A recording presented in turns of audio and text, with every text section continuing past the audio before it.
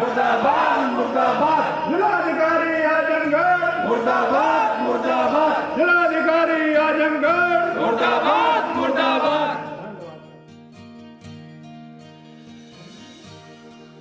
रविंद्र कुमार द्वितीय जिलाधिकारी आजमगढ़ द्वारा अपने कैंप कार्यालय में सिंचाई विभाग बाढ़ खंड आजमगढ़ में अधिशासी अभियंता इंजीनियर अरुण सचदेव के साथ अभद्र व्यवहार एवं मारपीट करने के विरोध में उत्तर प्रदेश इंजीनियर्स एसोसिएशन के तत्वाधान में कैंट रोड उदयगंज लखनऊ स्थित सिंचाई भवन पर धरना प्रदर्शन किया गया, जिसमें प्रदेश के समस्त अभियंत्रण विभागों निगमों सार्वजनिक उपक्रमों के अभियंता भारी संख्या में उपस्थित हुए तथा जिलाधिकारी आजमगढ़ के विरुद्ध कठोर कार्यवाही किए जाने हेतु 4 सूत्रीय ज्ञापन मुख्यमंत्री उत्तर प्रदेश को प्रेषित किया गया।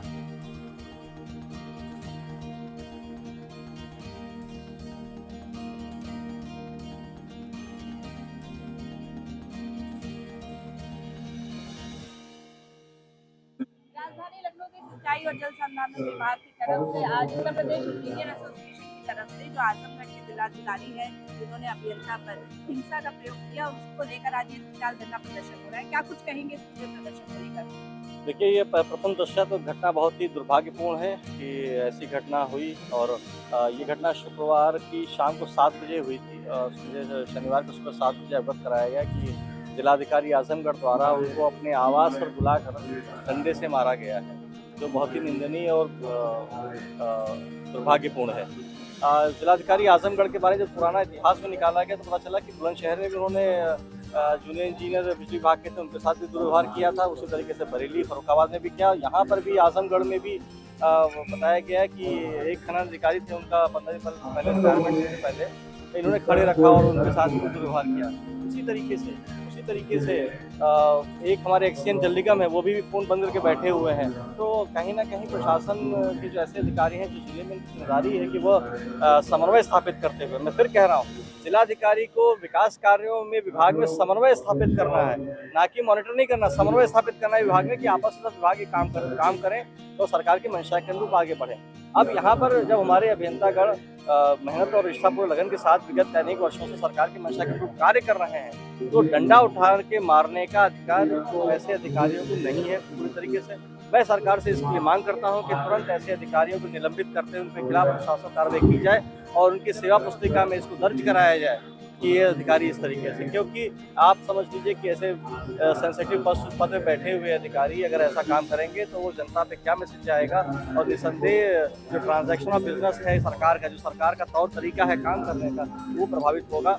इसीलिए हमारी ये मांग है। और मैं आपको बताना चाहता हूँ कि प्रदेश के समस्त 75 जिलों में अभी जो रिपोर्ट भाई 65 जिले थे हमारे, अभी रिपोर्ट आ रही है कि प्रदेश के समस्त 75 जिलों में प्रदेश के समस्त अभियंत्रण विभाग और उस जिले के समस्त अभियंतागण धरना प्रदर्शन कर रहे हैं और शाम को जिलाधिकारी को ज्ञापन भी सौंपेंगे। और हमारा यह भी मांग है कि ये लॉन्ग टर्म इफेक्ट को देखते हुए सरकार द्वारा एक स्टैंडर्ड ऑपरेटिंग प्रोसीजर SOP जारी की जाए, कैसे तकनीकी अधिकारी प्रशासनिक अधिकारी के साथ काम कैसे होना है ये तय करना आवश्यक है, क्योंकि प्रशासनिक अधिकारी केवल मैं फिर कह रहा हूँ कोऑर्डिनेटर है, उसके सबऑर्डिनेशन में कोई अधिकारी नहीं काम कर रहा है। सरकार की व्यवस्था है कि नोडल है, वो सारी सूचना एक माध्यम से जानी चाहिए, लेकिन सूचना का तरीका ये नहीं है कि आप डंडा उठा के मारना शुरू कर देंगे राजपूत अधिकारियों को।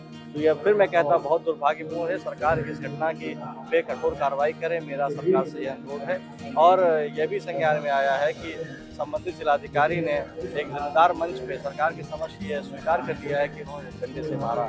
तो अब ये इंतजार है कि इस पर कड़ी कार्रवाई कब होती है और ये कार्रवाई निस्संदेह आने वाले समय में एक नज़ीर बनेगी, जिससे हम चेक्स एंड बैलेंस, जो लोकतंत्र की आत्मा है कि चेक्स एंड बैलेंस, उसको कैसे हम मेंटेन करते हैं। सर, एक सवाल और क्या, अगर हम जिलाधिकारी का मामला कल कानपुर में भी ऐसा ही मामला जिलाधिकारी का देखने था, क्या माना जाए कि इस वक्त की अगर बात करें जिलाधिकारी तानाशाही करते हैं?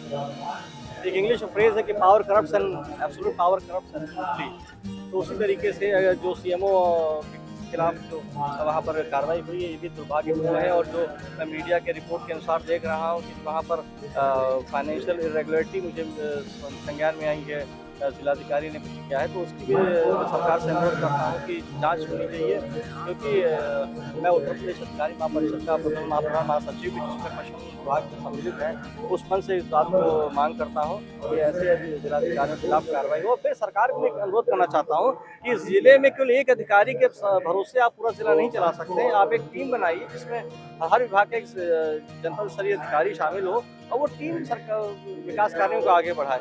एक अधिकारी के पास जिम्मेदारी जैसे ही आती है, सारे जो अन्य विभाग के अधिकारी हैं वो परेशान हो जाते हैं। रायबरेली की घटना है, दो घंटे एक्शन में एक बैठाए रखा जाता है। एक महीने से अभी कल ही रिपोर्ट आई है कि एक महीने से वहाँ पर जो ड्रेन की सफाई की जाती है, क्योंकि बाढ़ काल आ रहा है, यदि ड्रेन की सफाई नहीं होगी तो बाढ़ की समस्या बढ़ सकती है। वहाँ एक महीने से फाइल का अनुमोदन नहीं हो रहा। तो मैंने कल ये सूचना शासन को भेजा कि एक महीने से पता ही नहीं हो रहा। तो ये हमारे जो जिले के अधिकारी बैठे हैं, नियुक्त किए हैं, ये किस लिए हैं? विकास कार्यों को संपादित कराने के लिए कि उसमें रुकावट बनने के लिए? ये सरकार को तय करना पड़ेगा। तो मैंने फ़ोन पे बोला, मैंने कहा सर 15 मिनट बाद यानी 5 बजे मुख्य सचिव साहब की वीसी है जहाँ आपने मुझे बुलाया हुआ है, मैं वहीं आ जाऊँ तो सही रहेगा। उन्होंने कहा ठीक है, आप वहीं पे मिली मेरे को। मैं वहाँ से मीटिंग के लिए निकला। 5 मिनट बाद उनके कैंप से फिर फ़ोन आता है मेरे पास कि डीएम महोदय आपसे वीसी के बाद कैंप पे मिलना चाहते हैं, आप वीसी के बाद कैंप पे मिलिए। उसके बाद मैं वीसी अटेंड करी, वहाँ डीएम महोदय उपस्थित थे, अन्य अधिकारी भी थे। वीसी आराम से हुई, कोई समस्या नहीं थी। डीएम महोदय द्वारा जो जानकारी वीसी में दी गई, मांगी गई, मैंने वहाँ दी थी। वीसी के बाद मैं घर गया, लगभग 6:30 बजे करीब उनके कैंप सुन के स्टेनो साहब का फिर फ़ोन आया मेरे पास कि आपको बुलाया गया था कैंप पे, आप आए क्यों नहीं? तो मैंने बताया कि मैं ठीक है रास्ते में हूँ, 10 मिनट पहुँचता हूँ। मैं वहाँ कैंप पर पहुँचा, उनके स्टेनो साहब ने मेरे से फ़ोन बोला, फ़ोन बाहर रख के जाइए। तो इसमें मुझे कोई आपत्ति नहीं लगी, एक कॉमन बात है, बहुत बड़ी बात नहीं थी। फ़ोन छोड़ के अंदर गया। डीएम साहब कैंप में उस टाइम संभलते बैठे नहीं थे, शायद मेरे ख्याल से वॉशरूम में रहे होंगे। मैं वहाँ जाके बैठ गया। 1-2 मिनट के इंतजार के बाद डीएम साहब आए, और कोई नहीं था कैंप में, मैं अकेले था। डीएम साहब आए, उन्होंने देख के खड़ा हुआ, ग्रीटिंग किया, गुड इवनिंग करके बोला उनको, लेकिन उन्होंने मेरी बात नहीं सुनी। दूर से ही मेरे पास आए, चीखते चिल्लाने, गाली देते। मैं गालियाँ नहीं दे पाऊँगा, तो बोले कि तुम्हें मारना चाहिए। उसके बाद फिर क्या कहते हैं, वो मेरे पास आए, फिर खुद कहते हैं कि नहीं तो डंडे से मारना चाहिए। पीछे की तरफ गए, उनके कैंप कार्यालय के पीछे दूसरा कमरा है, वहाँ से एक डंडा उठा के लाए और आके मेरे उन्होंने हिप्स पे डंडा पहले कैच के मारा। मैं I was shocked and reflex, मुझे नहीं पता था कि इस स्थिति में क्या रिएक्ट करता। ये स्थिति किसी और के साथ भी नहीं सुनी थी जो मेरे सामने उस टाइम घटित हो रही थी। मुझे लगा मेरे हाथ से कुछ रिएक्शन ना हो जाए। I am trained martial art player, लेकिन मैं उस टाइम सिर्फ हाथ बांध के ऐसे खड़ा हो गया कि जो ये कर रहे हैं इन्हें करने देना है, मुझे कोई भी रिएक्शन नहीं करना। उसके बाद उन्होंने मुझे एक डंडा और मारा। फिर उन्होंने सामने की तरफ आए तो मेरी पैंट की पॉकेट की तरफ एक फ़ोन और पड़ा था, जो इस पर उनकी नज़र गई। उन्होंने पूछा ये क्या है? फ़ोन है। शायद उनके स्टेनो साहब का ध्यान नहीं गया था, उस फ़ोन पर निकलवाना भूल गए थे। उन्होंने मेरा फ़ोन निकलवाया, देखा कि मैं रिकॉर्ड वगैरह तो नहीं कर रहा। मैंने सर मैं ऐसे कोई रिकॉर्डिंग वगैरह नहीं करता हूँ। उन्होंने फ़ोन वहाँ रखा। उसके बाद उन्होंने किसी बार भी डंडा नहीं मारा, खाया जो था लेकिन मारा नहीं। इसके बाद तब उन्होंने फिर मुझे और गालियाँ दी। गालियाँ मैं नहीं दे पाऊँगा, जो भी माँ बहन की गालियाँ और बहुत बुरी गालियाँ दी है। तो बहुत हीरो बनता है, सबसे बड़ा हीरो मैं हूँ, तो रोज़ गोरखपुर भागा रहता है, तो एसडीएम को लेटर लिखेगा। इस तरह करके जो सूचना उन्होंने मेरे से मांगी थी, जो मेरे संबंधित थी, वो मेरे पास उस टाइम उपस्थित थी। उन्होंने बोला मेरे से, मेरी बात तो सोच लीजिए, सूचना मेरे पास रेडी है। कुछ नहीं बोले उन्होंने। फिर मेरे को वहाँ से कहा जाओ, आज तो तेरे को डंडे से मारा, कल तक सूचना मेरी टेबल पे नहीं है, फिर देखना मैं क्या करता हूँ।